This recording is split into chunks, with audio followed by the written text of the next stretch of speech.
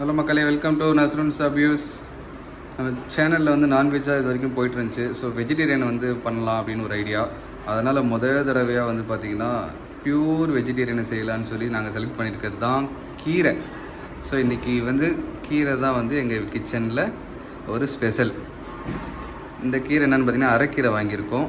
அரைக்கீரை எங்கள் வீட்டில் எல்லாருக்குமே கொஞ்சம் பிடிக்கும். வீக்லி ஒன்ஸாக யூஸ் பண்ணுவோம்.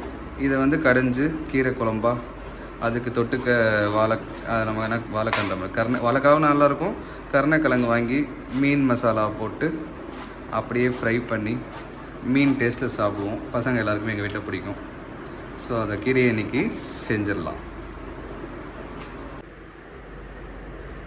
கீரை கடைஞ்சதுக்கப்புறம் இலை வந்து கொஞ்சம் பெருசாக இருந்துச்சுன்னா எனக்கு ஃபஸ்ட்டு பிடிக்காது, என்ன மாதிரி எங்கள் பசங்களுக்கும் பிடிக்காது. ஸோ அதனால் இந்த அளவுக்கு ரொம்ப சின்னதாக கட் பண்ணிவிட்டு கடையும் போது நல்லா கடைஞ்சி பருப்பு போட்டு சாப்பிட்டா தான் எங்களுக்கு பிடிக்கும். அந்த பச்சை வாடை எங்களுக்கு எதுவும் பிடிக்கல. ஸோ அதனால் இந்த அளவுக்கு சின்னதாக சாப்பிடும் கட் பண்ணிகிட்ருக்காங்க. இந்த மாதிரி சின்னதாக கட் பண்ணிப்போம்.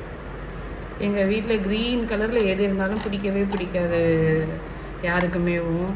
ரெட் கலரில் தான் பிடிக்கும் மீட்டு. அது மாதிரி ரெட் கலரில் என்னென்ன இருக்கோ அது எல்லாமே பிடிக்கும். ஸோ க்ரீன் கலர் மட்டும் பிடிக்காது. அயான் தூங்கிட்டு இருக்கான். ஸோ இதை சொல்ல மறந்துட்டோம், அயானுக்கு வந்து நேற்று மொட்டை போட்டாச்சு. 3வது மொட்டை அடிச்சிட்டோம்.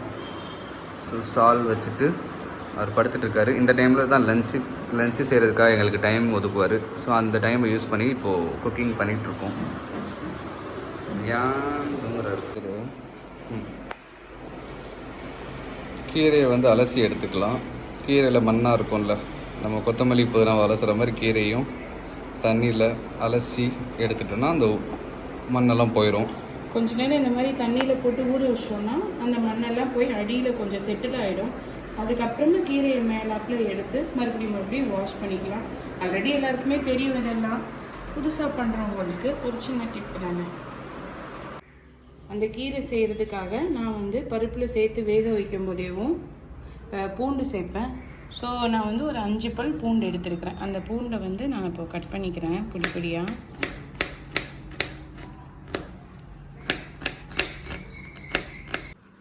பூண்டு ஃபுல்லாக இந்த மாதிரி பொடியாக கட் பண்ணி எடுத்துக்கிட்டாச்சு. இப்போ இதில் வந்து பாதியை பருப்பு வேகையிலையும் பாதியை நம்ம தாளிச்சு போடையிலையும் போட்டுக்கலாம். அதே மாதிரி தான் வெங்காயமும்.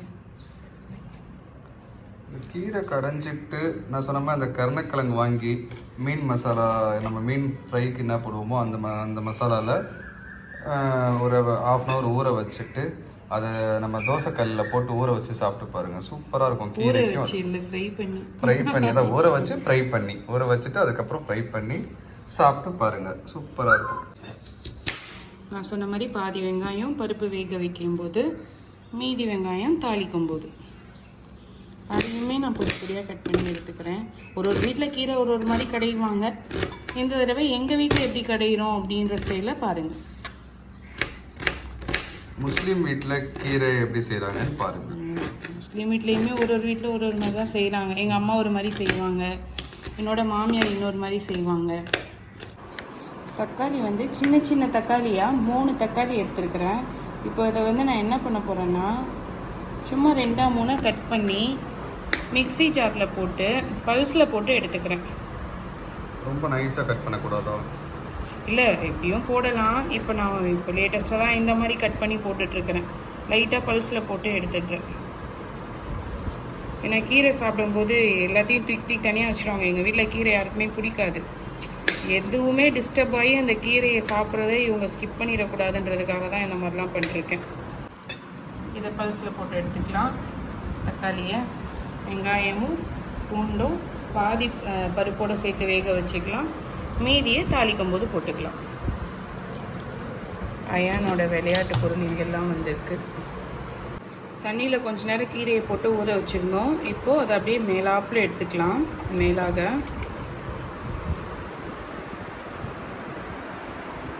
திருப்பியும் மறுபடியும் வாஷ் பண்ணுவோம். இப்போ அடியில் வந்து அந்த மண் எவ்வளோ தேங்கி இருக்குன்றதை பார்க்கலாம். இப்போ பார்த்தீங்களா எவ்வளோ மண் இருக்குன்னு பாருங்கள். இவ்வளோ மண் இருக்குது ஒரு கீரையிலேயே. இப்போ வந்து பாதிக்கட்டு கீரை தான் போட்டிருக்கேன், அதுலேயே இவ்வளோ மண். நான் ஏற்கனவே பாதிக்கட்டு செஞ்சேன், அதில் இன்னும் நிறைய இருந்தது. ஐயான் எந்திரிச்சிட்டான், இனிமேல் சமைக்க விடுவானான்னு தெரியலை. ஐயான் சமைக்க விடுவியா? அவர் தூக்க கலக்கத்தில் இருக்காரு. சரி நான் ஆட்டி விடுற மாதிரி தூங்கு, சரியா? இந்த 100 உலக்கில் வந்து பருப்பு வந்து நான் சிறு பருப்பு ஒரு கால் உலக்கு கொஞ்சம் அதிகமாக எடுத்திருக்கேன், தெரியுதா? சிறு பருப்பு, அப்புறம் துவரம் பருப்பு அந்த சிறு பருப்பை விட கம்மியாக 1/4 உலக்கு எடுத்திருக்கேன். சிறு பருப்பு வந்து 1/4 உலக்கு கொஞ்சம் அதிகம், துவரம் பருப்பு வந்து 1/4 உலக்கு தான் எடுத்திருக்கேன். இது ரெண்டையும் வாஷ் பண்ணி எடுத்துக்கலாம். இப்போது பருப்புக்கு லைட்டாக மஞ்சள் தூள், ஜீரகத்தூள் அது ஒரு 1/4 ஸ்பூன், அதுக்கப்புறம் பூண்டில் நான் சொன்ன மாதிரி பாதி பூண்டு, நம்ம ஒரு 5 பல் கட் பண்ணி வச்சுருந்தோம்ல, அந்த பூண்டில் பாதி பூண்டு, ஒரு வெங்காயத்தில் பாதி வெங்காயம். எல்லோரும் சின்ன வெங்காயத்தில் செய்வாங்க, சின்ன வெங்காயத்தில் செஞ்சால் டேஸ்ட் இன்னும் நல்லாயிருக்கும். நான் இன்றைக்கி பெரிய வெங்காயம் தான் போடுறேன். அந்த 3 தக்காளி, சின்ன தக்காளி, அதை பல்ஸில் போட்டு எடுத்திருக்கேன் இல்லையா, அது போட்டுட்டு இந்த பருப்பு முங்குற அளவுக்கு தண்ணி ஊற்றிக்கலாம். இப்போ இந்த தண்ணி ஊற்றிருக்கேன் இல்லையா, இந்த தண்ணியே போதும்.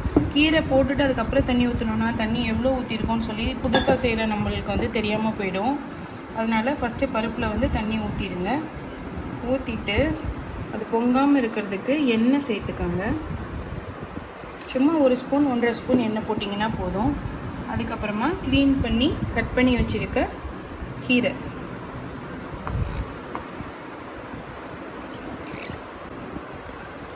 அவ்வளோதான். கல்யாணமாகி புதுசாக கீரை செய்ய போகிற பெண்களே நல்லா கேட்டுக்கோங்க, உப்பு சேர்த்துறாதீங்க, பருப்பு வேகாது. இப்போது இதை மூடிட்டு ஒரு 3 விசில் விட்டு எடுத்துக்கலாம். எல்லார் வீட்லேயும் கீரை வந்து ஓப்பனில் தான் செய்வாங்க. எங்கள் வீட்டில் வந்து நான் எப்பயுமே குக்கரில் தான் செய்வேன். ஏன்னா கீரை லைட்டாக தெரிஞ்சால் கூட எங்கள் வீட்டில் பசங்களோ இவரோ சாப்பிட மாட்டாங்க. ஸோ நல்லா குக் ஆகிடணுன்றதுக்காக நான் குக்கரில் போட்டு எடுத்துருக்கிறேன்.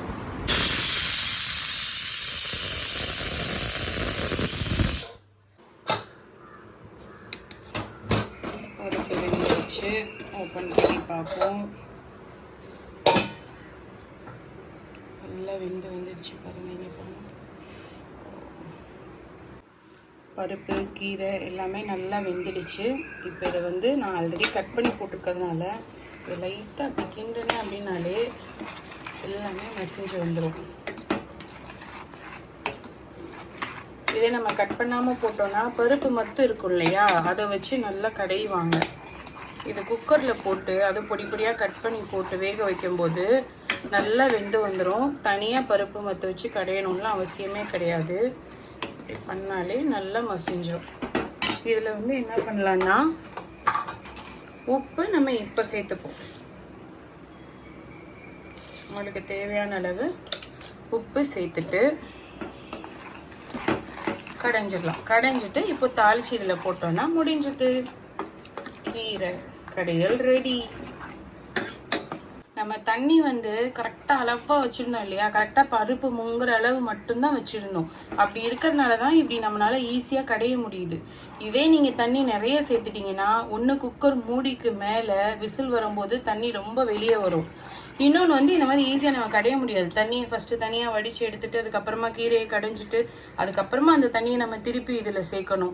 ஒருவேளை தண்ணி அதிகமானாலும் ஆகிடும். இப்போது இது பார்த்தீங்களா, எக்ஸாக்டாக இருக்கும், நம்ம கடையிறதுக்கு ஏற்ற மாதிரி இருக்கும். இதுக்கப்புறமா உங்களுக்கு தண்ணி தேவைப்படுது அப்படின்னா அதுக்கப்புறம் இதில் தண்ணி ஊற்றி கொதிக்க விட்டுக்கலாம். அவ்வளோதான், ஈஸி. தண்ணி அளவாக பார்த்து வச்சுக்கோங்க. பருப்பு முங்குற அளவுக்கு அளவாக தண்ணி இருந்தால் போதும். இப்போது தாளிக்கிறதுக்கு கடுகு, உளுந்து, கொஞ்சம் ஜீரகம், லைட்டாக வெந்தயம் போட்டு கருவேப்பிலை போட்டுக்கலாம். கருவேப்பிலை போட்டோன்னா அது கொதிக்கிறது, அந்த சவுண்டு சூப்பராக இருக்கும். நான் வந்து காரத்துக்கு இப்போ தானே சேர்க்குறேன், ஏன்னா அயான்லாம் சாப்பிட்றதுனால காரம் நிறைய வேணாம். இப்போது அந்த பூண்டு எடுத்து வச்சுருந்தோம் இல்லையா, அந்த பூண்டு இது லைட்டாக வதங்கின உடனே இப்போ பேலன்ஸ் இருக்கிற இந்த வெங்காயம்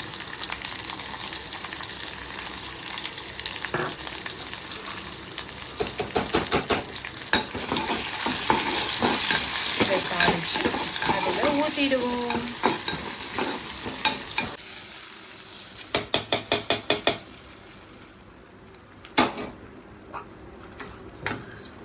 முடிஞ்சது, தாளிச்சு போட்டாச்சு, முடிஞ்சது, அவ்வளோதான். ஸ்டவ்வை ஆஃப் பண்ணிடலாம். கீரை ரெடி ஆகிடுச்சு. கைஸ், அன்றைக்கி பக்ரீத்துக்கு நம்ம உப்பு கண்டம் போட்டோம் பார்த்தீங்களா, அதுதாங்க இது. காஞ்சிருச்சு, இந்த பாருங்கள், இந்த மாதிரி காஞ்சி வந்திருக்கு. இந்த அளவுக்கு காஞ்சிரும். நம்ம ஸ்லைஸாக அதை கட் பண்ணி போட்டோம் பார்த்தீங்களா, அந்த கொக்கி மாதிரி, துணி காய போட்ட மாதிரி. ஸோ அந்த மெத்தட்லேயே வந்திருக்கு பார்த்தீங்களா. இப்போ இது வந்து ஃப்ரை பண்ணுறதுக்கு ரெடி ஆகிடுச்சு. ஸோ இன்றைக்கி அந்த கீரைக்கு இதுவும் ஒரு சைடிஷ். இதை ஃப்ரை பண்ணுறது எப்படின்னு பார்த்துடலாம். இப்போ பார்த்தீங்கன்னா எண்ணெய் வந்து சூடாகிடுச்சு. இப்போ நம்ம அந்த உப்பு கண்டம் கபாபை இதில் போட்டு எடுத்துக்கலாம். இது வந்து போட்டு ஒரு 20 செகண்ட் 30 செகண்டில் எடுத்துடணும், இல்லைன்னா ரொம்ப கறிக்கிறோம். பார்த்தீங்கன்னா இப்போ போட்டோன்னே பாருங்கள்,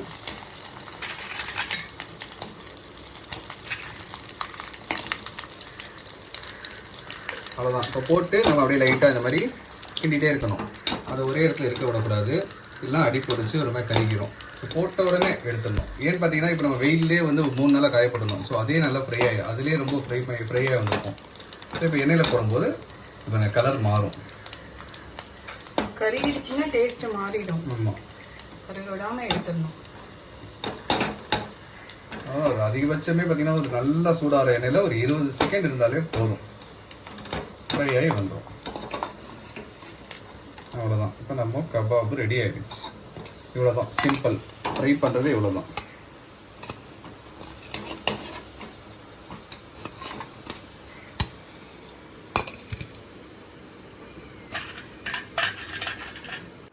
ரைஸ், இப்போ நம்ம வந்து கருணக்கிழங்கு அவிச்சு சாப்பிடலான்னு பார்த்தோம். ஸோ மீன் மசாலா போட்டு, எதுக்கு அது வேணாம்னு சொல்லி சாப்பிட்டோம். மீனே வந்து நாங்கள் வீட்டில் ஸ்டாக் வச்சுருந்தோம். ஸோ அந்த மீனவே இப்போ ஃப்ரை பண்ணி அதை சாப்பிட போகிறோம்.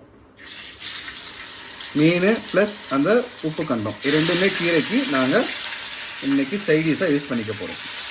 ஒரு நாள்னாலே கம்ப்ளீட் வெஜிடேரியனாக இருக்கலான்னு பார்த்தா எங்கள் வீட்டில் நான்வெஜ் இல்லாமையா? அது எப்படி? வெஜ் இருந்தாலும் நான்வெஜ் நாங்கள் யூஸ் பண்ணிப்போம். ஒரு சைடு கீரை, ஒரு சைடு மீன் ஃப்ரை ஆகிட்டு இருக்கு, இன்னொரு சைடு நம்ம கபாபை ஃப்ரை பண்ணுறோம். மீன் இருக்கிற கபாபை